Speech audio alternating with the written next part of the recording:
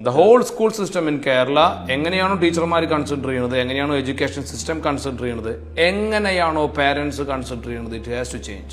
The whole system need to be changed. The main reason because ഇന്നത്തെ കുട്ടികൾ സ്കൂളിൽ പോകുന്നത് വലിയൊരു ഭാരമായിട്ടാണ്. ഞാൻ 9 മണിക്ക് ട്യൂഷൻ കഴിഞ്ഞിട്ട് പോവാ. എന്തൊരു കഷ്ടമാണ്. എത്രയോ ക്രിയേറ്റീവ് ആയിട്ടുള്ള കുഞ്ഞുങ്ങളുടെ ക്രിയേറ്റിവിറ്റി നശിപ്പിച്ച് കളഞ്ഞിട്ടാണ് സ്കൂളിൽ പോകുന്നത്.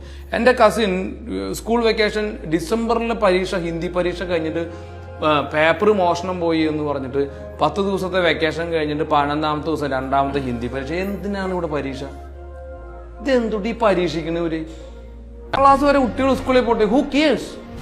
അവർ വേണമെങ്കിൽ സയൻസ് പഠിക്കട്ടെ, വേണമെങ്കിൽ കണക്ക് പഠിക്കട്ടെ. There should be A grade system. Pass ആവാനുള്ള സെറ്റപ്പ് ഒന്നും അവിടെ വേണ്ട.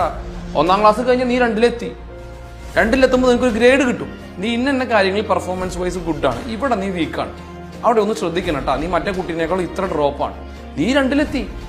ഒരുപക്ഷെ ഞാൻ കണക്കിലും ബെറ്ററായി, ഹിന്ദിയിൽ ഞാൻ വീക്കായി, നീ 3ലെത്തി. ഓക്കെ, നിങ്ങൾ പഠിച്ച എന്തെങ്കിലും കാര്യങ്ങൾ ഇന്ന് ജീവിതത്തിൽ അപ്ലൈ ചെയ്യുന്നുണ്ടോ? അവിടെ നിന്നൊക്കെയാണ് നമ്മൾ വന്നിട്ടുള്ളത്. എന്തു വലിയ ഭാരമാണ്. കുട്ടികൾ ഇത്രയും സ്കൂൾ ബാഗ് എടുത്തിട്ട് സ്കൂളിൽ പോയിട്ട് 12ാം ക്ലാസ് വരെ എന്തൊക്കെയോ പഠിക്കുന്നു. അത് കഴിഞ്ഞ് ഡിഗ്രിക്ക് പോകുമ്പോഴാണ് നമുക്കൊരു കുറച്ച് വിസ്ഡം കിട്ടുന്നത്. അപ്പോഴും നമ്മൾ എന്തൊക്കെയാണ് ചെയ്യുന്നത്? നിങ്ങൾക്ക് 12ാം ക്ലാസ് കഴിഞ്ഞ് ഡിഗ്രി കഴിഞ്ഞാൽ നേരെ ഡോക്ടർ ആവാൻ പറ്റുമോ, അല്ലെങ്കിൽ എഞ്ചിനീയർ ആവാൻ പറ്റുമോ? നിങ്ങൾ ജോലിക്ക് കയറിയതിനു ശേഷമാണ് പല പ്രാക്ടിക്കൽ നോളജ് നമുക്ക് ഉണ്ടാവുന്നത്. അവിടെ ഉണ്ടാവുന്ന പ്രശ്നം എന്ന് വെച്ചാൽ വലിയ ഭാരമാണ്. ചെറുപ്പം തൊട്ടേ നിങ്ങൾ ടോണ്ട. ഇത് പണ്ട് ബ്രിട്ടീഷുകാരുള്ള സമയത്ത് ഇൻഡസ്ട്രിയലൈസേഷൻ ഉള്ള ഒരു സംഭവത്തിൽ എഞ്ചിനീയർ വേണം, ഡോക്ടർ വേണം, ഇന്നാൾ വേണം, അന്നാൾ വേണം, അങ്ങനെ ഉണ്ടാക്കിയ സ്കൂൾ സിസ്റ്റം.